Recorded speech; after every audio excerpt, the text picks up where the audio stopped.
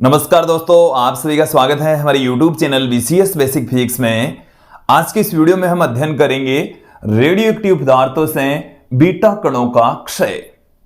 ये जो टॉपिक है वो कक्षा 12 NCERT की पाठ्यपुस्तक के 13वें चैप्टर नाभिक से हमने लिया है।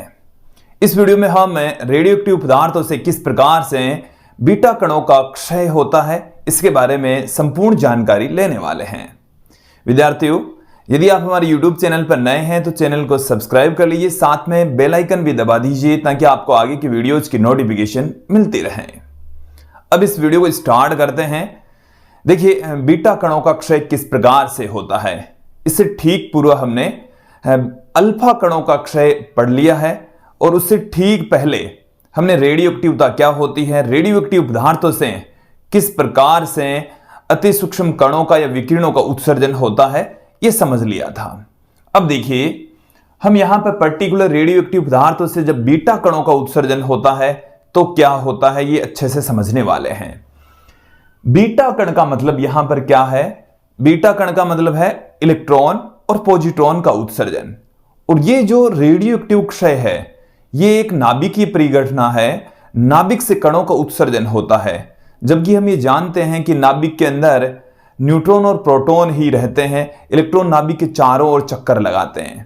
तो बीटा क्षय के दौरान इलेक्ट्रॉन या पॉजिट्रॉन का उत्सर्जन होता है, तो ये फिर कहां से निकलते हैं इसको हम यहां पर समझ लेते हैं। पहले तो बीटा क्षय किसे कहेंगे कि यदि किसी नाभिक से इलेक्ट्रॉन या पॉजिट्रॉन का उत्सर्जन होता है तो उस घटना को हम बीटा क्षय कहेंगे। क्लियर? बीटा क्षय दो प्रकार का होता है, बीटा प्लस से और बीटा माइनस से। दोनों को देख लेते हैं। पहले मैं इसकी डेफिनेशन यहां पर पुट कर देता हूं कि यदि किसी रेडियो एक्टिव नाभिक से यदि किसी रेडियो एक्टिव नाभिक से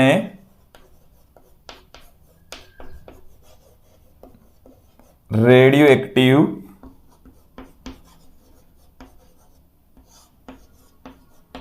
नाभिक से इलेक्ट्रॉन का उत्सर्जन हो सकता है, इलेक्ट्रॉन या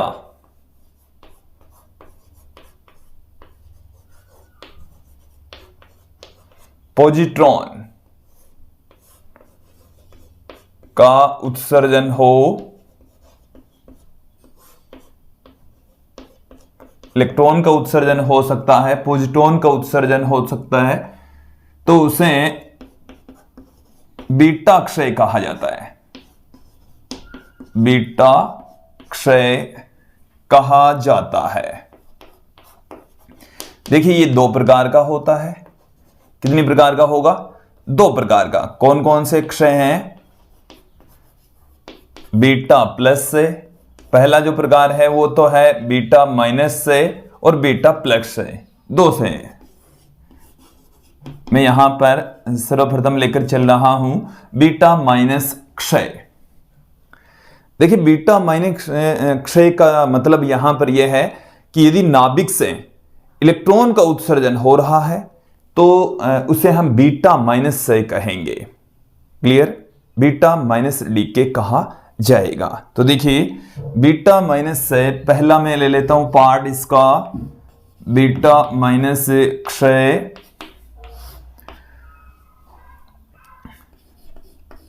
यदि रेडियो एक्टिव नाभिक से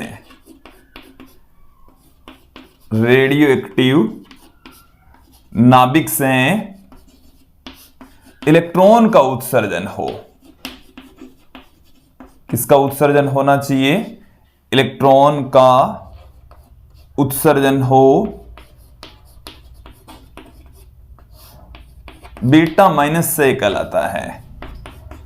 बीटा माइनस से कहलाता है। इस घटना को हम बीटा माइनस क्षय कहते हैं। क्लियर?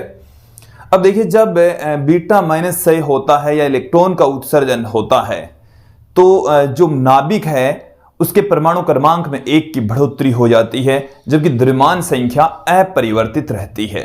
तो मैं यहां पर एक व्यापक रूप के जरिए आपको बता देता हूं कि बीटा माइनस 6 से क्षय से परमाणु क्रमांक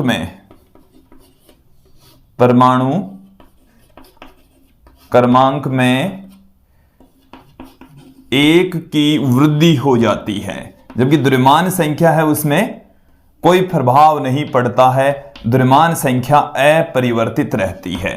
तो ये हमारे पास में एक नाभिक है, अक्ष, परमाणु क्रमांक Z, द्रव्यमान संख्या इसकी A, और जब इसमें से बीटा माइनस मतलब इलेक्ट्रॉन का उत्सर्जन होता है तो ये Y में कन्वर्ट हो जाता है, इसकी द्रव्यमान संख्या 1 से बढ़ जाती है, परमाणु क्रमांक 1 से बढ़ जाता है, द्रव्यमान संख्या अपरिवर्तित रहती है। एक बार इसको क्लियर कर लीजिए कि द्रव्यमान संख्या में कोई परिवर्तन नहीं आता, जबकि परमाणु क्रमांक 1 से बढ़ जाता है। साथ में यहां पर इलेक्ट्रॉन का उत्सर्जन होता है।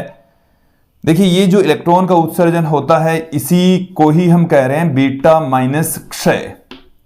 इलेक्ट्रॉन के साथ में एक अन्य कण का भी उत्सर्जन होता है जिसे हम एंटी न्यूट्रिनो कहते हैं। ये जो पार्टिकल है यह है एंटी न्यूट्रिनो। एंटी न्यूट्रिनो और न्यूट्रिनो की जो परिकल्पना है वो हम अगले वीडियो में देखेंगे। पाउली के द्वारा दी गई थी न्यूट्रिनो की परिकल्पना, तो उसे हम अगले वीडियो में देखने वाले हैं। पहले आप यहां पर समझ लीजिए कि देखिए कि ये कोई नाभिक था अक्ष, ये वाई में कन्वर्ट हो गया, इसके द्रव्यमान संख्या में कोई बदलाव नहीं आ रहा, जबकि परमाणु क्रमांक 1 से बढ़ जाता है। यहां पर परमाणु क्रमांक Z था, यहां पर हो गया Z+1, तो 1 से इसके अंदर वृद्धि हो गई है। क्लियर। अब यहां पर आप देखेंगे कि जो परमाणु क्रमांक है वो 1 से बढ़ गया है, साथ में इलेक्ट्रॉन बाहर निकला है, इलेक्ट्रॉन के साथ में एक अन्य पार्टिकल बाहर निकलता है जिसको हम कह रहे हैं एंटी न्यूट्रिनो।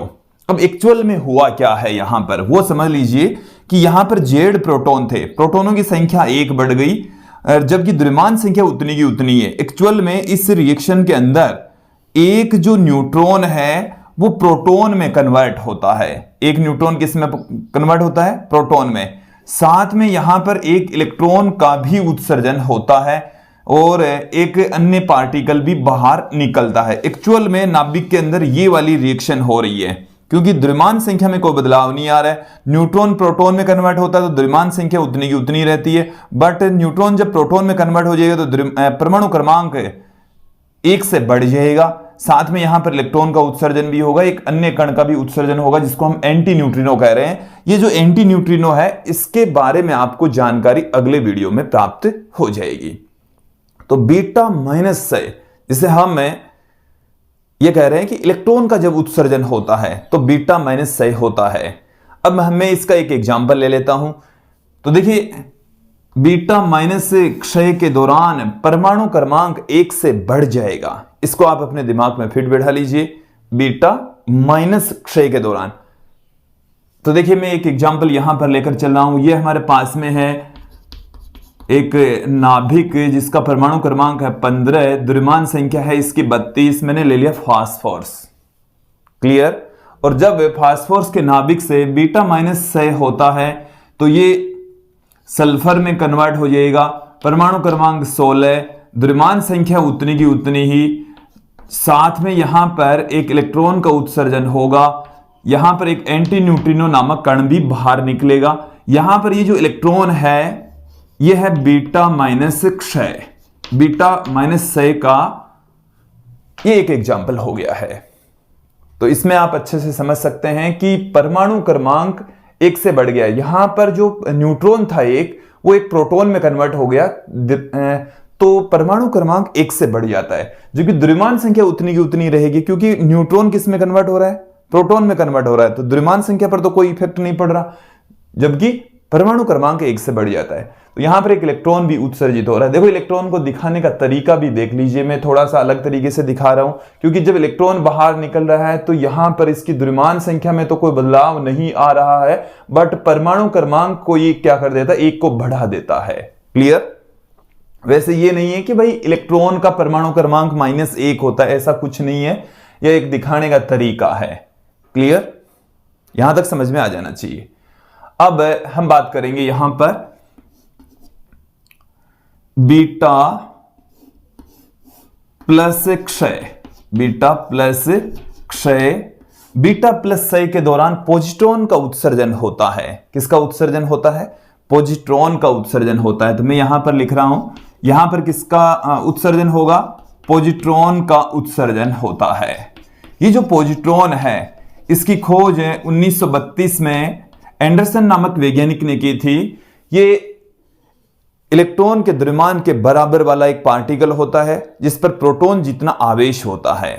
देखिए एक बार सुन लीजिए, पोजिट्रॉन एक ऐसा पार्टिकल है जिसका द्रव्यमान 9.1 इंटू 10⁻31 किलोग्राम, आवेश प्लस 1.6 इंटू 10⁻19 कूलाम होता है। तो यहां पर जो पोजिट्रॉन है इसका जो द्रव्यमान है, द्रव्यमान तो इलेक्ट्रॉन के बराबर होता है। द्रव्यमान किसके तुल्य होगा?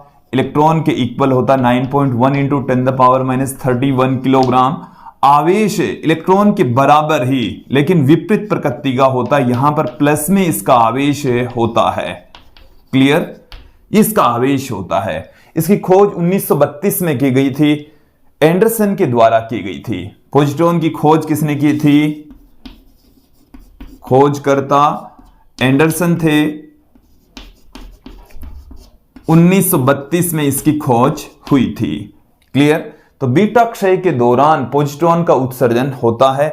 हमने बीटा माइनस क्षय के दौरान देखा इलेक्ट्रॉन का उत्सर्जन होता है, नाभिक से होता है, जबकि हम ये जानते हैं कि नाभिक के अंदर कोई इलेक्ट्रॉन या कोई पोजिट्रॉन नहीं पाए जाते। बट जब कोई न्यूट्रॉन प्रोटॉन में कन्वर्ट होता है तो साथ में वहां पर नाभिक के अंदर ही इलेक्ट्रॉन बनता है। वो नाभिक के अंदर रह नहीं सकता, तो नाभिक से वो तुरंत ही उत्सर्जित हो जाता है। तो उसको ही हम कह रहे हैं बीटा माइनस क्षय। इसी प्रकार से आप देखेंगे कि जब कोई प्रोटॉन न्यूट्रॉन में कन्वर्ट होता है तो वहां पर एक अन्य कण बाहर निकलेगा जिसको हम पोजिट्रॉन कह रहे हैं, जिसका द्रव्यमान इलेक्ट्रॉन के बराबर, आवेश इलेक्ट्रॉन के बराबर लेकिन धनात्मक।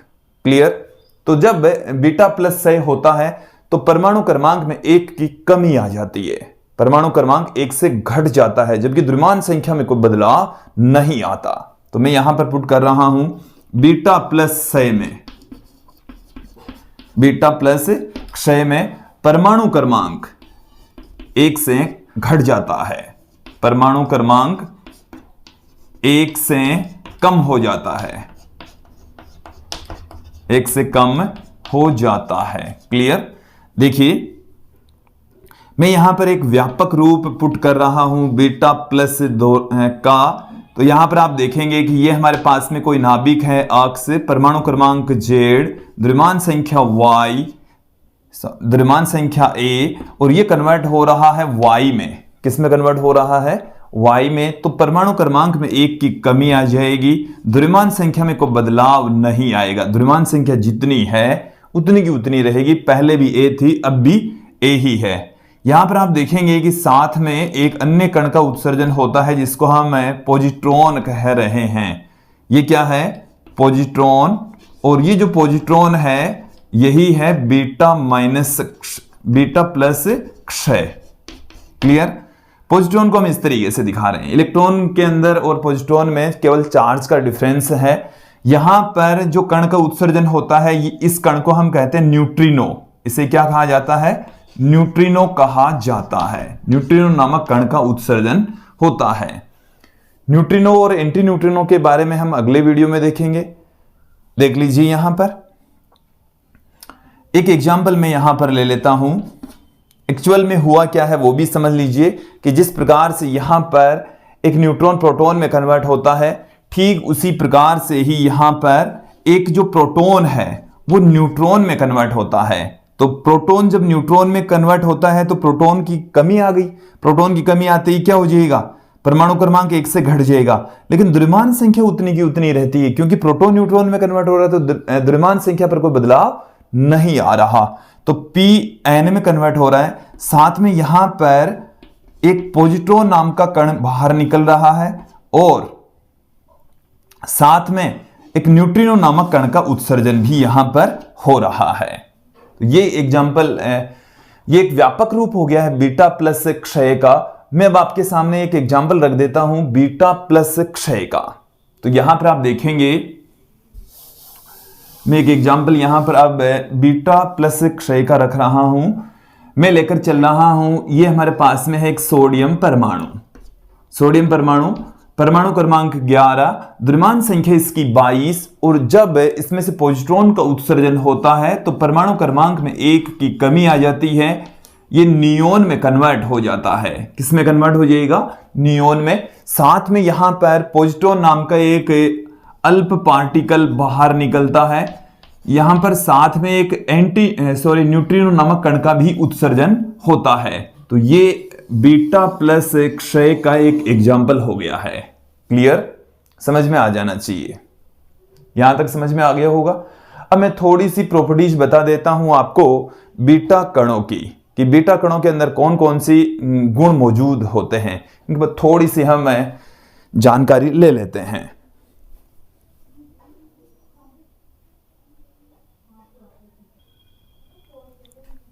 अब यहां पर हम चर्चा करेंगे बीटा कणों के कुछ गुणों पर।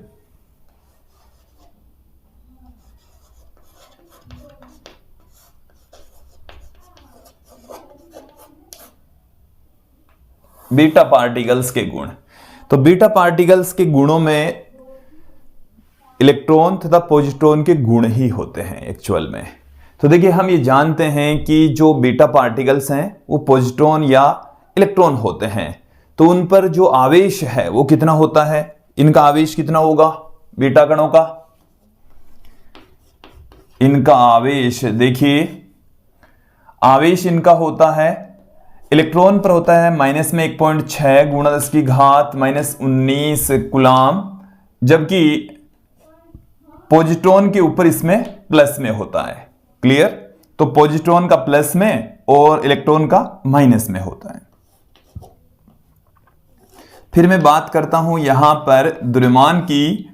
तो इलेक्ट्रॉन और पॉजिट्रॉन दोनों का द्रव्यमान सेम होता है, 9.1 इंटू 10⁻³ किलोग्राम होता है। दोनों का ही जो द्रव्यमान है वो क्या होगा? सेम होगा, 9.1 इंटू 10⁻³ किलोग्राम होता है। क्लियर? फिर देखिए, हम थोड़ा सा आगे बढ़ते हैं। क्योंकि इनके ऊपर आवेश होता है तो ये विद्युत क्षेत्र और चुंबकीय क्षेत्र दोनों से ही विक्षेपित होते हैं। तो यहां पर विद्युत क्षेत्र और चुंबकीय क्षेत्र में विक्षेपित होते हैं, विद्युत क्षेत्र में भी विक्षेपित होते हैं और चुंबकीय क्षेत्र में भी विक्षेपित होते हैं, क्लियर? आप यहां पर देखेंगे कि जो बीटा पार्टिकल्स हैं इनके ऊपर आवेश होता है, और आवेश होने के कारण से गैसों का आयनीकरण भी करते हैं। ये गैसों का आयनीकरण करते हैं। हालांकि अल्फा कणों की तुलना में 100 गुना कम और गामा कणों से 100 गुना ज्यादा। तो यहां पर गैसों का आयनीकरण भी करते हैं, गैसों का आयनीकरण भी करते हैं, गैसों का आयनीकरण करते हैं। तो ये अल्फा कणों से 100 गुना कम और गामा से 100 गुना ज्यादा। गामा हम आगे पढ़ेंगे, गामा कणों से या गामा किरणों से 100 गुना अधिक। क्लियर? अब देखिए, अगली जो प्रॉपर्टी है वो हमारे पास में है भेदन क्षमता।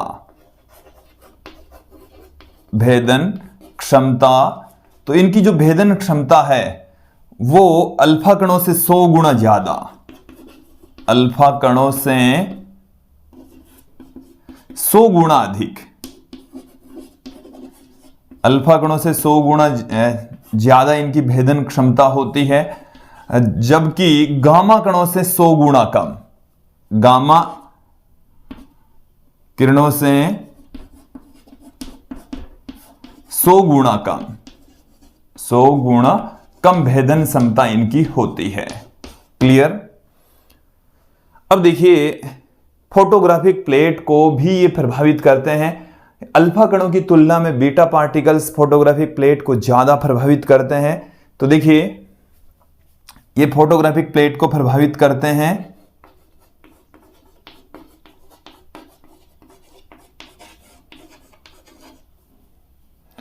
फोटोग्राफिक प्लेट को प्रभावित करते हैं,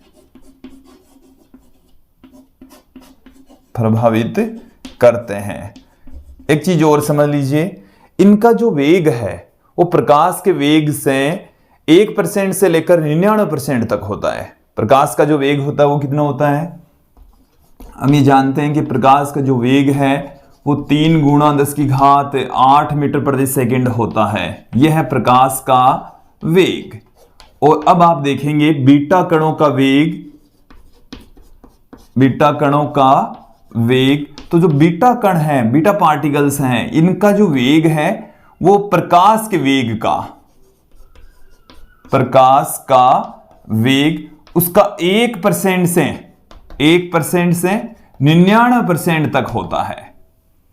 प्रकाश का जो भी वेग है उसके 1% से लेकर 99% तक बीटा पार्टिकल्स का वेग होता है। क्लियर? तो ये कुछ प्रॉपर्टीज थी बीटा पार्टिकल्स की, और आज का जो हमारा वीडियो था वो बीटा पार्टिकल्स का उत्सर्जन पर डिपेंड था, बीटा क्षय, बीटा डीके पर आधारित था। अगला जो हमारा वीडियो होगा वो गामा, उससे पहले हम एक वीडियो और आपके लिए लेकर आएंगे। न्यूट्रिनो और एंटी न्यूट्रिनो की पाउली ने जो परिकल्पना प्रस्तुत की उसके बारे में भी हम आपको डिटेल से समझा देंगे। उसके पश्चात हम गामा पार्टिकल्स का क्षय भी देखने वाले हैं। आज की इस वीडियो में इतना ही। धन्यवाद दोस्तों।